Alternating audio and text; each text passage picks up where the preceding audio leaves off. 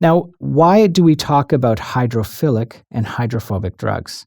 Hydrophilic drugs or lipophobic drugs are drugs that love water. So hydro means water, philic means love.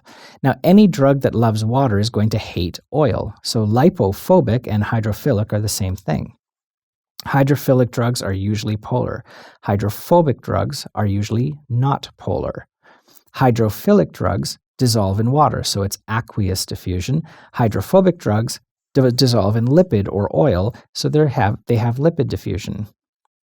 Hydrophilic drugs need a pore or a transporter to get across that lipid bilayer. Hydrophobic drugs or lipophilic drugs often can cross barriers without the need of pores or transporters. This is an important distinguishing feature between these two types of drugs.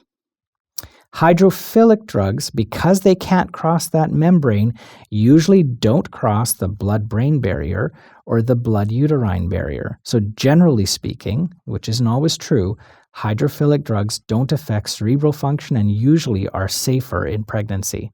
Hydrophobic drugs or lipophilic drugs are almost always drugs that have some kind of a central effect and almost always have some kind of a fetal effect. Now, when we talk about aqueous diffusion, we're talking about molecule movement through water, and lipid diffusion is through oil. Aqueous diffusion is always dependent on the passages of water between cells or the passage of water through pore. It is a passive process when you have aqueous diffusion. And similarly with lipid diffusion, you have movement through membranes, and it is also a passive process.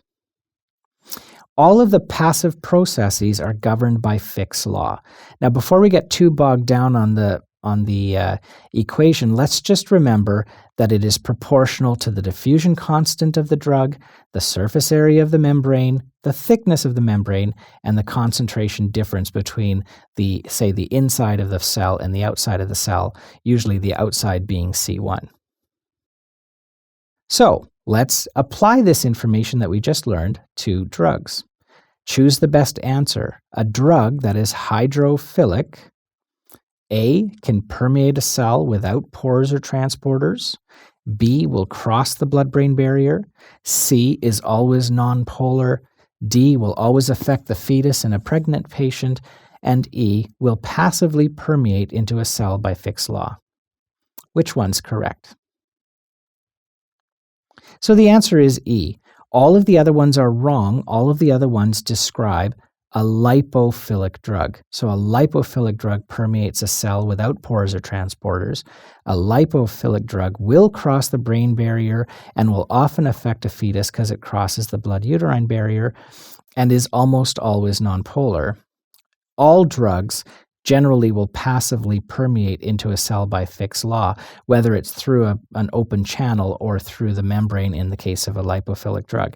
It's a hard question, and I'll tell you why people get this question wrong, because people assume that just because you're hydrophilic, you can't permeate into a cell. That's not true. A hydrophilic drug can passively permeate into a cell. It doesn't always need an active transporter. And the reason why it can passively permeate is because it can go through that cell pore that we had talked about earlier.